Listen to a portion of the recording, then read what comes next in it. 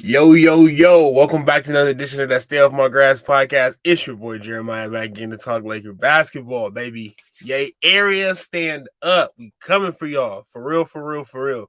But let me get into it. So for today, I got a little game 3 wrap up and a little bit of a game 4 preview. I've been trying to get in and do the videos, but man, I just have not had the time. So I'm gonna try to do it like this is the format I'm gonna try to do from now on. At least like a day after, like a day in between, get you that the preview and a little the post game recap and a little bit of preview for the next game. If I can't get directly to the post game interview, so I'm trying to figure out a way to get y'all some content. But anyway, let me get into the game. Game 3, right? We saw the Lakers blow the Warriors out by 30, right? So game 2, the Lakers got blown out in the Bay, and they come to LA and then the Lakers exchange the favor for a blowout. Game 2, we saw the the insertion of JaMychal Green into the lineup, which helped the Warriors stretch the floor. Right, they were knocking down threes early. They were able to just spread the floor and let Steph and Clay get to their spots and get their shots with those screens they were getting. And you know the crazy thing about it is that we only heard maybe about an hour before the game that Kevon Looney was not going to start, so that gave us, they gave us JaMychal Green to in his presence just to start the game, and he played a lot of minutes, right? And he was very effective knocking down shots. And since he was able to do that, excuse me, with him being able to knock down those shots, AD was not able to just fully commit to the help defense on the screen or just getting back to Kevon Looney, who's probably hanging out in the paint anyway, or who was not effective to shoot, right? We saw, the Warriors were able just to light us up because they had so much more space on the floor and they could just get their offense and they were knocking down shots. Draymond was distributing the basketball. The Lakers tried to just let Draymond go wild and get his layups and his little passes, but that did not seem to work because Draymond was always finding the open man. Now, fast forward to game 3. The Warriors brought out JaMychal Green again. He only ended up playing 11 minutes because the way AD was responding to the defense AD played in response to JaMychal Green was immaculate. Showing on screens, helping out on screens, flashing, not giving JaMychal Green that much space, and also not giving the person who had been screened that much space. So AD was recovering, blocking shots, and just disrupting the passing lane. So credit the Lakers coaching staff for making that adjustment and actually getting back on some winning basketball and just helping AD get to the right spot. So game 4, I'm curious to see if the Warriors go back to the JaMychal Green in their starting lineup. He only played 11 minutes on Saturday, so he didn't play a lot because the Lakers were able to figure it out early. And also the Lakers started to run away with the game in early fourth quarter, late third quarter. So the Warriors did end up sitting a lot of players. So I think that also has something to do with it.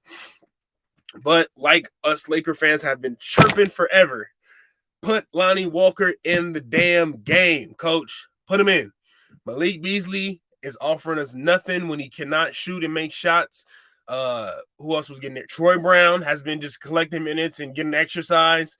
And Lonnie Walker, I felt like was probably the most prepared, the most ready to go player off the bench outside of Rui Hachimura and Dennis Schroeder. I felt like Lonnie was ready to go. He was absolutely ready to go. Came in the game, knocked down some threes, gave you high energy, high effort on both ends of the floor, right?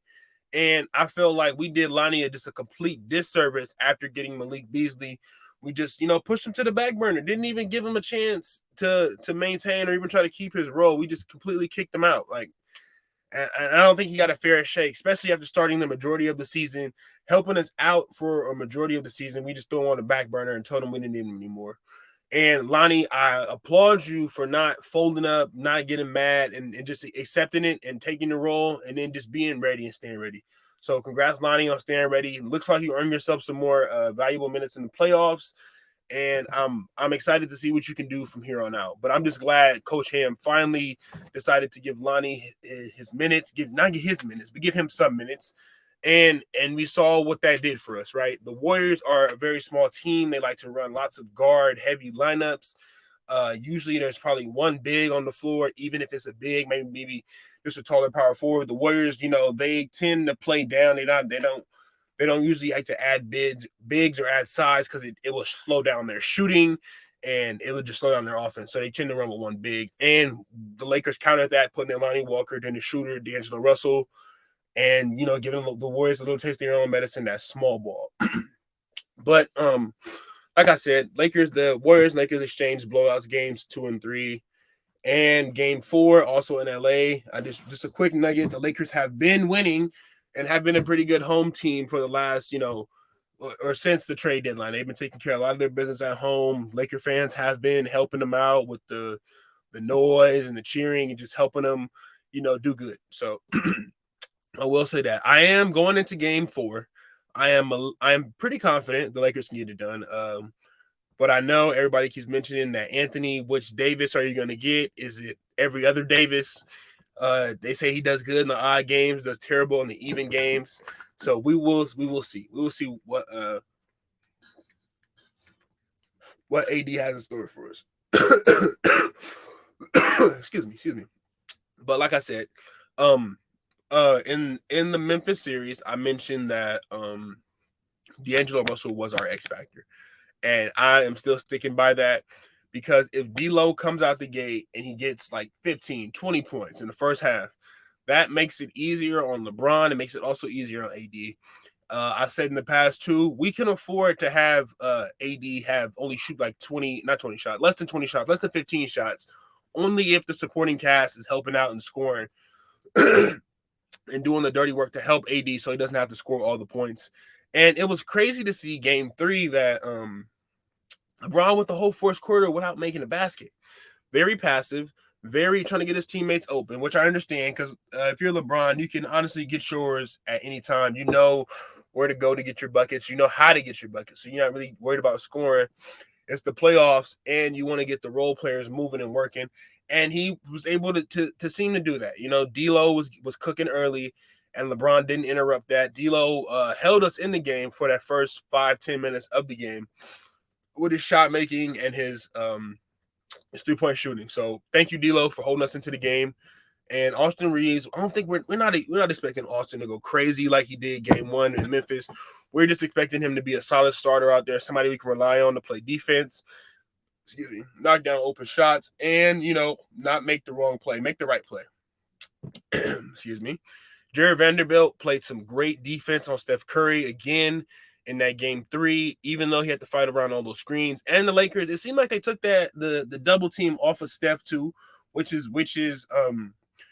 hurt them when they were playing JaMychal Green, because you could no longer double and you would leave JaMychal Green open, and he can knock down shots. So leaving him open because of the double team was not in the Lakers' best interest, especially if they're going to start JaMychal Green. But the playoffs is a chess match. Every single game, you come with adjustments. You come with, things to fix, things to try. So I'm curious to see what the Lakers do for game 4.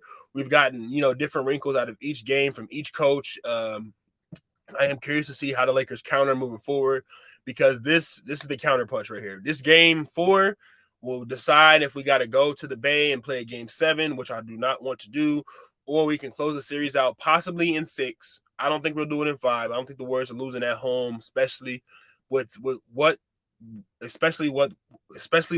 on the line. I'm fumbling over my words. I don't see them losing at home, especially with what's on the line. I really, really would like to see them win game. I would like to see the Lakers win game 4 today. You win game 4 today, you make the rest of the series easy. You have another home game to come back and close it out. Like I said, I'm not expecting them to go out there and win it in 5. Memphis showed us that they weren't going to just roll over and lose in 5 either. So that game 5, I think, will probably be the most pivotal matchup. But I am really reliant on this game 4. You go up 3-1, you get a little more confidence. You don't have to, necessarily weighing on every single mistake, or think about every missed call or miss whatever missed shot. You get some comfortability. You get some room to mess up, right? So if you go up 3-1, you got one more game in San Francisco. That would be on Wednesday, and then you would come back for game 6 in LA on Friday. And the way the Lakers have been playing at home during the playoffs, I feel like this should be an easy game for them to win, obviously, for obvious reasons.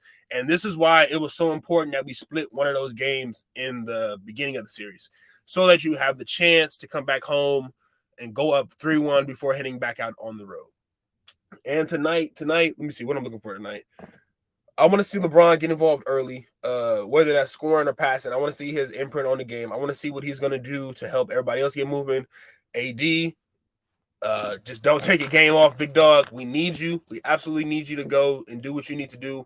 Handle the defensive end. Stay on the boards. They cannot handle you on the inside.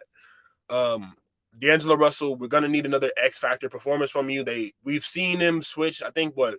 So Draymond has been guarding AD, pseudo guarding AD, and we've seen Clay get the guard matchup, whether that's been AR or whether that's been D'Lo. And LeBron has had Andrew Wiggins, or if they flip it sometimes, Andrew Wiggins will go to D'Lo, and then Clay will go guard LeBron. And excuse me.